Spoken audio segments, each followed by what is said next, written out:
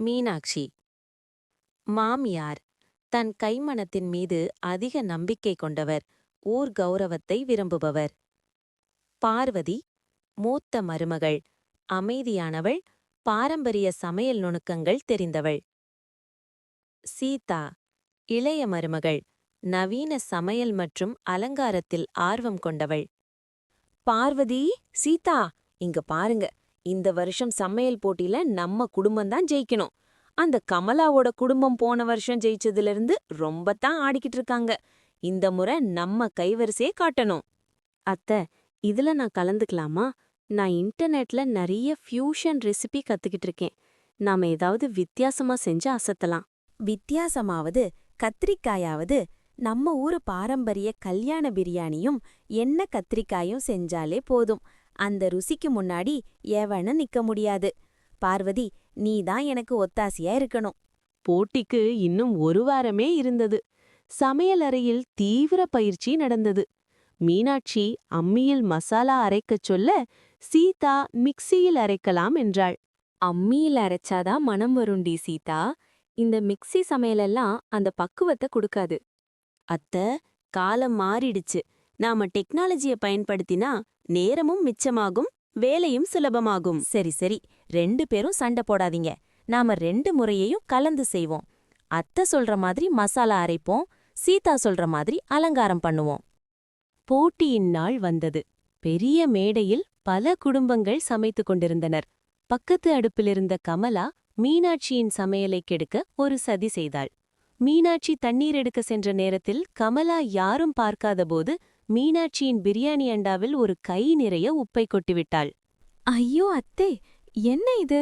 பிரியாணியில உப்பு இவ்ளோ அதிகமா இருக்கு. நாம தான் கரெக்டா போட்டோமே. என்னது, உப்பு அதிகமா இருக்கா? ஐயோ, இன்னும் 10 நிமிஷத்துல ஜட்ஜு வந்துடுவாங்களே. இப்போ என்ன பண்றது? நம்ம மானம் போயிடுமே.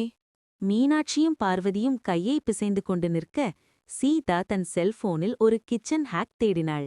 அத்தை, கவலைப்படாதீங்க. என்கிட்ட ஒரு ஐடியா இருக்கு. அக்கா, சீக்கிரம் 2 உருளைக்கிழங்க தோல் சீவி குடுங்க. அப்புறம் 2 கோதுமை மாவு உருண்டைய பண்ணி இதுல போடுங்க. அது எக்ஸ்ட்ரா உப்பு எல்லாம் உறிஞ்சிடும். இதெல்லாம் வேலை செய்யுமாடி? சீதா சொன்னபடியே உருளைக்கிழங்கு தொண்டுகளை பிரியாணிக்குள் போட்டு 5 நிமிடம் வைத்தார்கள். பிறகு அதை வெளியே எடுத்துவிட்டு சாப்பிட்டு பார்த்தபோது உப்பு சரியாக இருந்தது. நடுவர்கள் வந்தார்கள். கமலா தன் சமையல்தான் ஜெயிக்கும் என்று கர்வமாக நின்றாள். மீனாட்சியின் பிரியாணியை நடுவர்கள் சுவைத்தனர். சீதா அந்த பிரியாணியை ஒரு பெரிய தட்டில் அழகாக அலங்கரித்து வைத்திருந்தாள். வாஹ், இந்த பிரியாணியோட மனம் பிரமாதமா இருக்கு.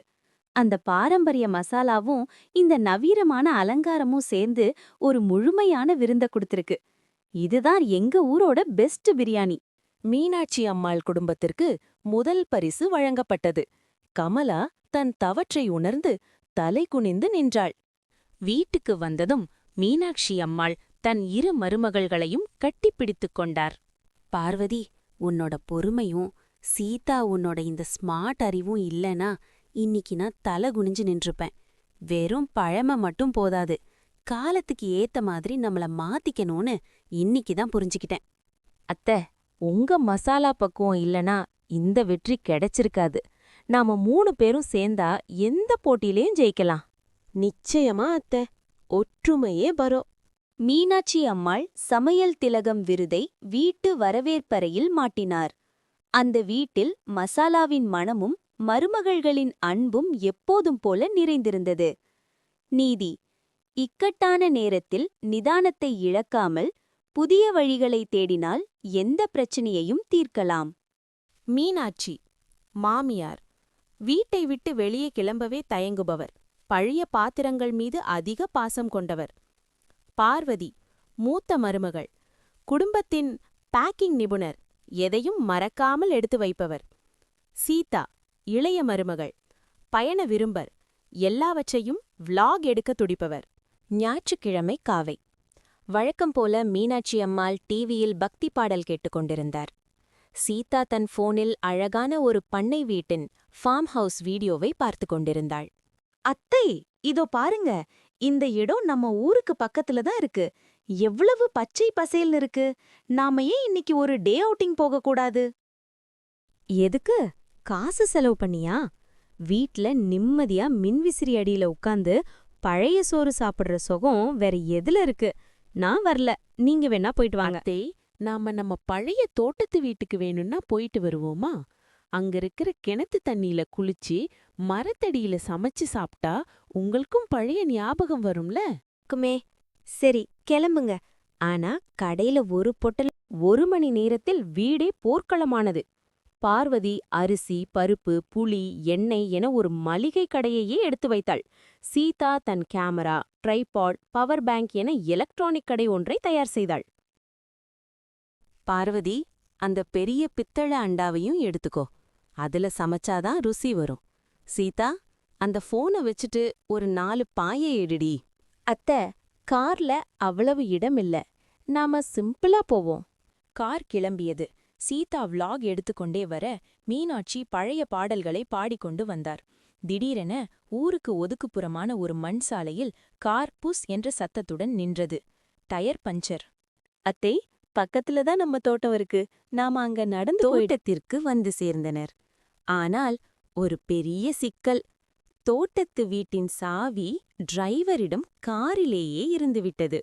சமையல் பொருட்கள் அனைத்தும் காரில் இருக்க, மீனாட்சி எடுத்து வந்த பித்தளை அண்டாவும் கொஞ்சம் அரிசியும் மட்டுமே இவர்கள் கையில் இருந்தன. அடியே, அடுப்பு இல்ல, கரண்டி இல்ல. அத்தை, கவலைப்படாதீங்க. நாம கேம்பிங் பண்றோம்னு நினைச்சுக்கோங்க. இதோ பாருங்க, அங்க மாங்காய் சாதம் பண்ணிடலாம். ஆனா கிளற கரண்டி இல்லையே. அத்தை, இதோ பாருங்க, ஒரு பெரிய பலா இலை. இதை இப்படி மடிச்சா ஸ்பூன் மாதிரியும் யூஸ் பண்ணலாம், கிளறவும் செய்யலாம். அப்புறம் என்கிட்ட ஒரு போர்ட்டபிள் சோலார் லைட் இருக்கு. இருட்டுறதுக்குள்ள சமைச்சிடுவோம்.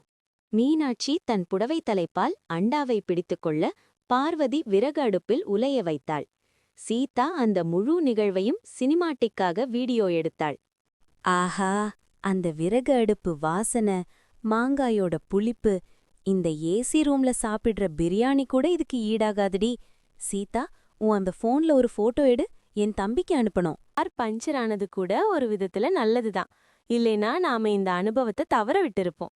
அத்தை, இன்னைக்கு நம்ம vlog மில்லியன் வியூஸ் போக போது பாருங்க. கார் சரியாகி வந்து சேர்ந்தது. ஆனால் மூவருக்கும் அங்கிருந்து கிளம்ப மனமே இல்லை.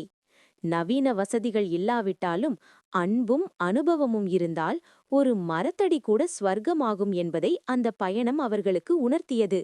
நீதி: திட்டமிடப்படாத பயணங்களே வாழ்க்கையில் மிகச்சிறந்த நினைவுகளை தருகின்றன.